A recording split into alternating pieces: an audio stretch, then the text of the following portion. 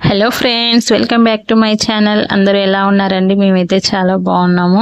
ఈరోజు మా హస్బెండ్ దోసకాయ కర్రీ చేయమని చెప్పి దోసకాయలు తీసుకొచ్చారు. ఇలా తాజాగా ఉండే దోసకాయలు, టమాటోస్, పచ్చిమిర్చి తీసుకొని వచ్చారు. వీటితోటి ఇప్పుడు నేను కర్రీ చేయబోతున్నాను.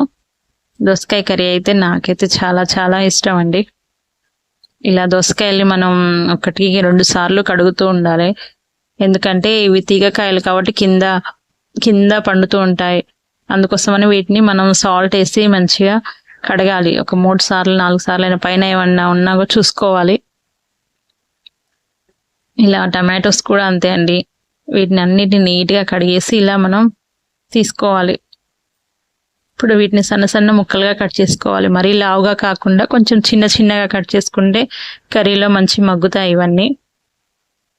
లేకపోతే టేస్ట్గా అనిపించదు. చిన్నగా ఉంటేనే మనకి ఉప్పు, కారం అవన్నీ నీట్గా మంచిగా పడతాయి, తినడానికి కూడా బాగుంటుంది. ఇలా సన్నగా కట్ చేసి పెట్టుకున్నాను దోసకాయ, ఉల్లిపాయ, పచ్చిమిర్చి, కొత్తిమీర ఇవన్నీ. ఇక స్టవ్ మీద కడాయి పెట్టేసి కడాయి హీట్ అయ్యాక ఇందులో పోపు దినుసులన్నీ వేసాము.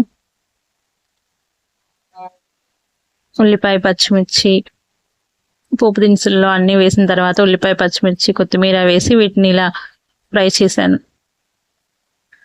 దీంట్లో మనం కొంచెం పసుపు, అలాగే కొంచెం అల్లం వెల్లుల్లి పేస్ట్ కూడా వేయాలి. అల్లం వెల్లుల్లి పేస్ట్ అయితే తప్పకుండా వేయాలండి. దోసకాయలో అది ఉంటేనే టేస్ట్ మంచిగా అనిపిస్తుంది. మేమైతే చాలా వరకు ఏ కర్రీలోనైనా అల్లం వెల్లుల్లి పేస్ట్ వేస్తూనే ఉంటాం. అది లేకుండా అసలు మేము కర్రీస్ అయితే ఎక్కువ ప్రిపేర్ చేయము. కొంచెం లైట్గా వేసాను అల్లం వెల్లుల్లి పేస్ట్. ఈ పచ్చివాసన పోయే వరకు దీన్ని ఇలా ఫ్రై చేశాను. ఈ కొన్ని కర్రీస్కి అయితే ముందు అల్లం వెల్లుల్లి పేస్ట్ వేస్తే మొత్తం మాడిపోయి కడాయికి అంటుకుంటుంది. కాకపోతే ఈ దోసకాయ కర్రీలో అట్లా ఏమీ అంటుకోదు. వాటర్ కంటెంట్ ఉంటుంది కాబట్టి దోసకాయలో మంచిగా ఉంటుంది. ఇప్పుడు ఈ దోసకాయలను కూడా దీంట్లో వేసేసి ఇలా కొద్దిసేపు ఫ్రై చేశాను. మంచిగా పోపు అంతా కలిసేలాగా దీన్ని ఇలా కలుపుకోవాలి. ఇలా అన్ని దీంట్లో వేసాక కాసేపు మూత పెట్టేసి అలా మగ్గనివ్వాలి. దోసకాయనైతే ఎక్కువసేపు మగ్గనివ్వాలండి, లేకపోతే అస్సలు టేస్ట్ బాగోదు. ఇప్పుడు మనం ముందుగా కడిగి పెట్టుకున్న టమాటోస్ని కూడా చిన్నగా ముక్కలుగా కట్ చేసి పక్కన పెట్టుకున్నాను. దోసకాయ 2 ఒక్కసారి వేయొద్దు. కొంచెం సేపు దోసకాయ మగ్గి వాటర్ ఇలా పైకి వచ్చాయి చూడండి. ఇలా పైకి వచ్చిన తర్వాత పచ్చివాసన కూడా పోతుంది. కొంచెం ముక్క అనేది మెత్తబడ్డ తర్వాతనే మనం టమాటో వేసుకోవాలి. 2 ఒకసారి వేసుకుంటే అంత టేస్ట్గా అనిపించదు. 2 సరిగ్గా బాయిల్ అవ్వవు. మా అత్తయ్య గారు చెప్తారు, ఎప్పుడైనా సరే దోసకాయ కొంచెం మగ్గిన తర్వాతనే ఫ్రై అయ్యాకనే టమాటోస్ వేసుకోవాలని. ఇప్పుడు నేను ముందుగా కట్ చేసి పెట్టుకున్న టమాటోని ఇందులో కలిపాను. 2 ఇలా మిక్స్ అయిన తర్వాత మళ్ళీ కాసేపు వీటిని కలిపిన తర్వాత ఫ్రై చేయాలి. దానిలోని వాటర్ కంటెంట్ అంతా బయటకు వచ్చేదాకా వీటిని మగ్గనివ్వాలి. దోసకాయనైతే మా అత్తయ్య చాలా టేస్టీగా చేసేది. తను చేసిందంటే చాలా చాలా బాగుంటుంది. నాకైతే చాలా చాలా ఇష్టం. ఎప్పుడైనా మేము చేసామంటే దోసకాయ ఉడకలేదు, ఇలా ఉంది అలా ఉంది అంటుంది. అందుకే చాలా జాగ్రత్తగా చేస్తుంటాను నేను దోసకాయ కర్రీ చేసినప్పుడు. చూడండి, వాటర్ అంతా ఇలా బయటకు వచ్చింది కదా. అయినా కూడా ముక్క ఇంకా బాయిల్ అవ్వదు. ఇంకా కాసేపు ఉడకనివ్వాలి. టైం పడుతుంది దోసకాయ కర్రీకి. ఎంత టైం పడితే అంత టేస్టీగా కూడా ఉంటుంది. ఈ పచ్చివాసన పోయే వరకు ఇలా వీటిని మనం వాటర్ అంతా తగ్గిపోయే వరకు ఇలా ఉడకనివ్వాలి కాసేపు. ముక్క అనేది మగ్గాలన్నమాట. అది మగ్గిన తర్వాతనే మనం ఉప్పు, కారం వేసుకోవాలి. ఇలా చూడండి, ఇప్పుడు కొంచెం మగ్గాయి చాలాసేపటికి. ఎప్పుడైనా ముక్కలు మగ్గిన తర్వాతనే ఉప్పు, కారం వేయమంటుంది అత్తయ్య అయితే, మా అత్తయ్య.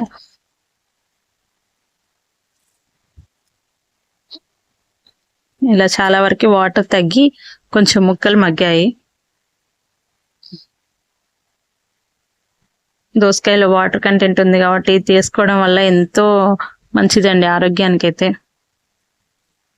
మోషన్ ఫ్రీగా కాని వాళ్ళైతే ఇది తినడం వల్ల వాళ్ళకి మోషన్ ఫ్రీ అవుతుంది, డైజెషన్ బాగుంటుంది. ఇప్పుడు మనకు రుచికి సరిపడా కారం వేసుకోవాలి. ఇందులో దోసకాయ టమాటో వేసాం కాబట్టి కొంచెం కారం ఎక్కువే పడుతుంది, లేకపోతే పుల్ల పుల్లగా టేస్ట్ అంత బాగోదు. సాల్ట్ కూడా రుచికి సరిపడా వేసుకున్నాను.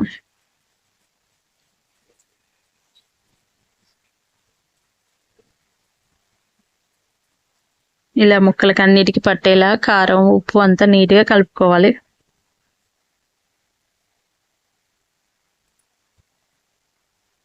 వాటర్ ఇంకిపోకుండా వాటర్ ఉండేటట్టు చూసుకోవాలండి. మనం ఎక్కువ మంట పెట్టినా కూడా అది వాటర్ అంతా పోయి టేస్ట్ ఉండదు కర్రీ.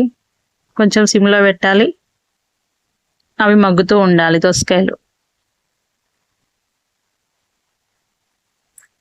చూడండి ఎంత బాగా కలిసిపోయాయో ఉప్పు కారం అన్నీ. ఇది ఇప్పుడు నేను ఒక మసాలా వేస్తున్నాను. ఇదేంటంటే మేము కుడక పొడి అంటుంటాం. మనం కొబ్బరి ఉంటుంది కదా, కొబ్బరి, ధనియాలు, పచ్చి ధనియాలు, యాలకులు వేసి మేము మిక్సీ పడతాం. ఇది ఖచ్చితంగా మేము నాన్ వెజ్ చేసినప్పుడు కానీ ఏదైనా మంచి కర్రీస్లో వేస్తూ ఉంటాం. ఇది వేస్తేనే టేస్ట్ మంచిగా వస్తుంది. మా ఇంట్లో ఎప్పుడు అది ప్రిపేర్ చేసి ఉంటుంది. దీంట్లోకి 2 స్పూన్స్ ఇది వేసుకున్నాను నేను కొబ్బరి పొడి. ఇది వేయడం వల్ల మంచి స్మెల్ కూడా వస్తుంది కర్రీకి అయితే. చూడండి ఎంత బాగా కనిపిస్తుంది కదా కర్రీ అయితే. చాలా మంది దోసకాయ అంటే నచ్చరు, చాలా మంది బాగోదు, అది ఎలా ఉంటుంది, ఉడకదు, వాటర్ వాటర్ ఉంటుంది అంటారు. కాకపోతే ఇలా చేసి చూడండి, ఎక్కువ టైం తీసుకొని కొంచెం సిమ్లో పెట్టేసి మంట చాలాసేపు అలా బాయిల్ చేసి వేయాలి. వాటర్ కంటెంట్ తగ్గిపోయిన తర్వాత ఇంకా దాంట్లోంచి వాటర్ బయటకు వచ్చినప్పుడు ఇలా మంచిగా మగ్గుతుంది. చూడ్డానికి కూడా ఎంతో బాగుంది కదా.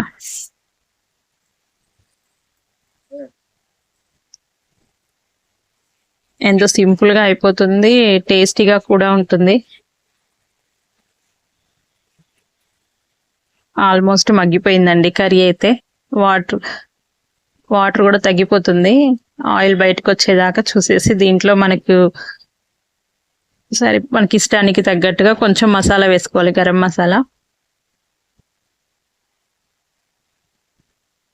అంతే అండి, ఎంతో టేస్టీగా ఉండే దోసకాయ టమాటో కర్రీ రెడీ అయిపోయింది.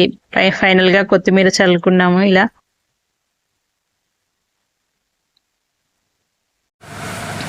పాతకాలం పద్ధతిలో విలేజ్ స్టైల్లో ఇలా దోసకాయ కర్రీ మా అత్తయ్యకి నచ్చే విధంగా చేశాను. మీరైతే ఎలా చేస్తారు? మా అత్తయ్యకి నచ్చుద్దో లేదో చూడాలి మరి. థ్యాంక్ యూ అండి. మా వీడియో కనుక నచ్చినట్టయితే లైక్ చేయండి, కామెంట్ చేయండి, సబ్స్క్రైబ్ చేయడం మాత్రం అస్సలు మర్చిపోకండి. మళ్ళీ కలుద్దాం. ఉంటా. Bye bye.